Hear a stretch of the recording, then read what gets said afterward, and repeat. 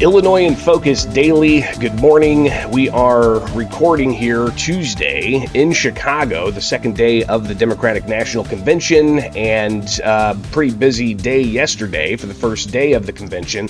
A lot to tackle.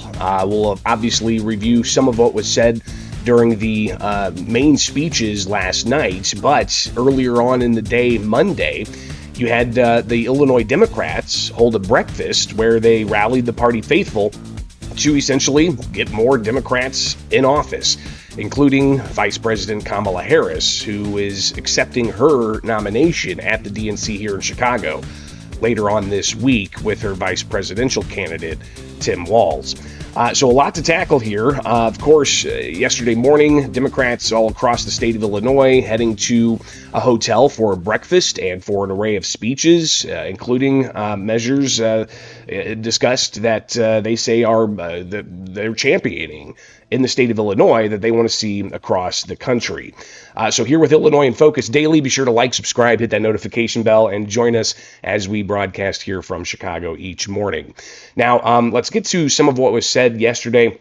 You had Governor J.B. Pritzker address the audience and share some of his thoughts, in particular, about the policies he's helped enact. But he also gave a little bit of a history lesson in as far as how many Democratic governors have gone 2 terms, if not more, and a bit of a preview of maybe what he's looking to do as governor for a possible 3rd term. Over the last 50 years, we've had more Republican governors than we have had Democratic governors, and more years of Republican rule in the governorship than we have had Democratic governors. It seems crazy, but it's true that when I serve out just the end of this 2nd term, I will be the longest serving Democratic governor in the history of Illinois.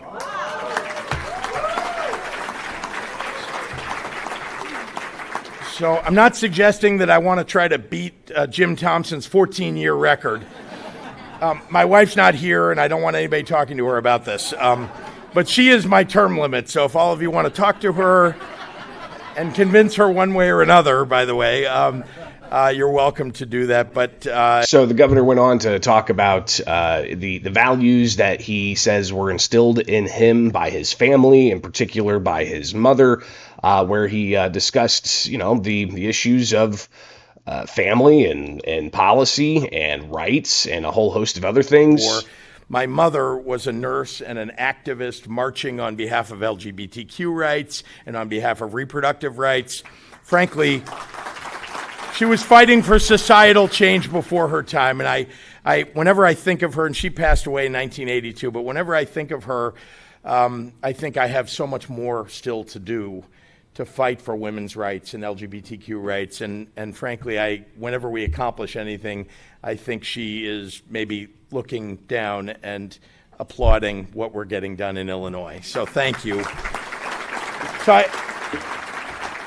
you call it nature or call it nurture, but those values, fighting for personal freedoms, for our veterans, for health care that everyone deserves, for a chance to make a better life for your family.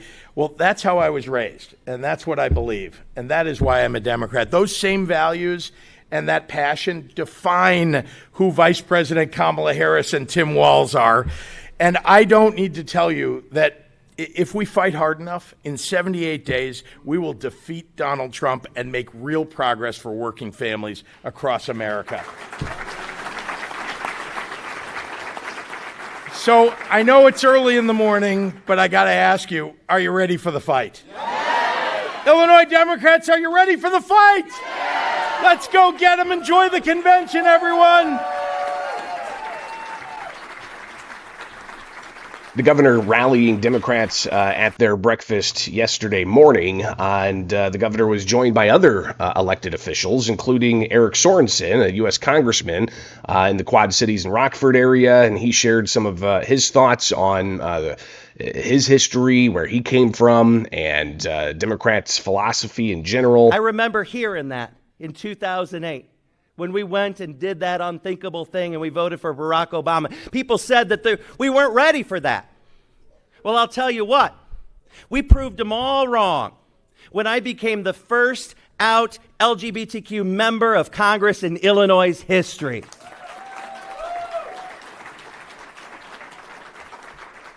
Now, I'll tell you, I'm the only meteorologist, too. But I spent 2 decades of my life in Rockford and in the Quad Cities talking to farmers about climate change. And when you think about this, I was talking to farmers about climate change, and I just got endorsed by the Illinois Farm Bureau. So Sorensen championing that endorsement. Obviously, it's every 2 years that members of Congress are elected. So we'll see how he fares in the November 5th election. U.S. Senator Tammy Duckworth also took the stage at the breakfast yesterday. And by the way, this breakfast was just across the street, across the Chicago River from Trump Hotel, which made for an interesting kind of split screen there. But Duckworth took the stage, talked to Democrats about policies that she's looking to enact, including policies impacting the Second Amendment. Gwen just talked about education and kids. We understand the kind of policies that work for working families. It is very different than what Republicans want to do. And if you look at at what they're saying that they want to do things like eliminate the Department of Education. Unbelievable. You know, our policies build communities, we move people forward, we create opportunities for families to succeed. By being a stronghold of organized labor, we protect workers' rights. We raised the minimum wage before most of the rest of the country did to $15 an hour.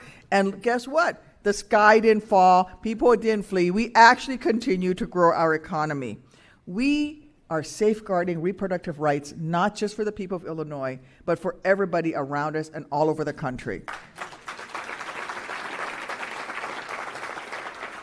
Because we believe that no one, certainly no government official, should ever come between a woman and her right to make decisions about her own body.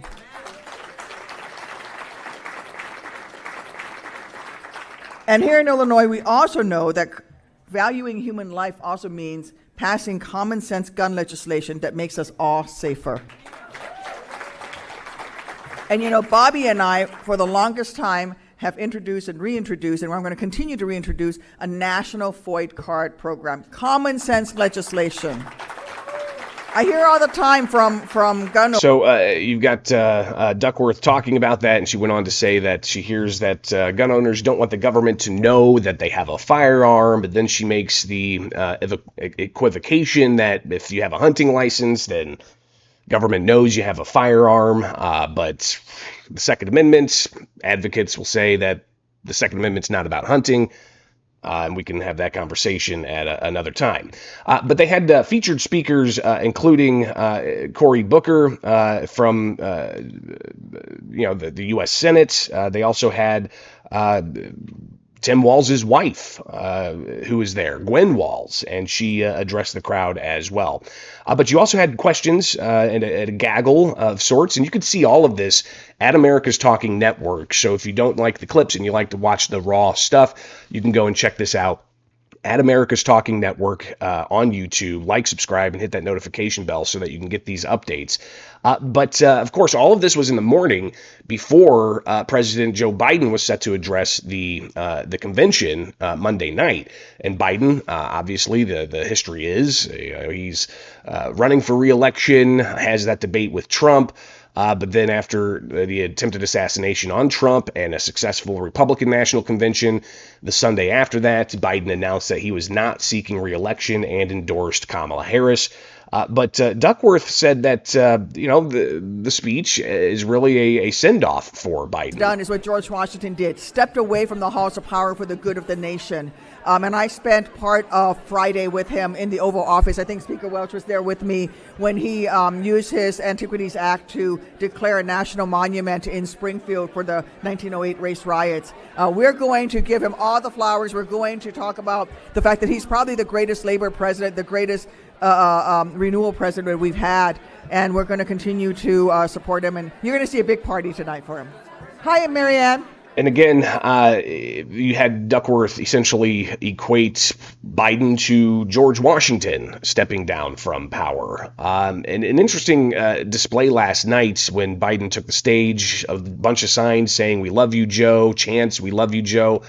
It makes somebody think as to if there was such love for Biden and an appreciation of who he was as president, why is he not the candidate seeking a second term? But Duckworth said that Biden's not going to be riding off into the sunset. He's about getting his agenda across the finish line in the time that he has left, and I think he's going to be even more active post-presidency with getting many of his agenda done. So yes, we're going to celebrate his achievements, but I think for me, he's going to be, like a Jimmy Carter with this great work that he's going to continue past the presidency. So he was just upbeat and energized on Friday. Again, you've got Duckworth taking questions, and even Speaker Welch taking questions, Illinois House Speaker Emanuel Chris Welch, and he reiterated some of what he said at the Illinois State Fair last week about how they want more elected Democrats in the Illinois General Assembly. Here's Speaker Welch talking more about that. Listen, I feel great about the 78, and we've done a lot of great things together here in the last 2 years. We have continued the progress that we started when I first became Speaker, but I do believe that we can elect more Democrats in 24. You heard Eric Sorensen say he's a great meteorologist, folks, and the winds right now favor Democrats performing well in November. And we're going to do everything we can to elect Democrats who share our vision for what Illinois should look like. There's a lot of progress that we can continue to make on women's rights, workers' rights, labor rights, you name it. There's still more work to be done. I was able to get a question in during that gaggle yesterday morning and wanted to get reaction to what Republicans from Illinois were saying last week in the run-up to the DNC, that essentially voters and consumers are going to have to come back to reality after the DNC to face high prices and continued inflation.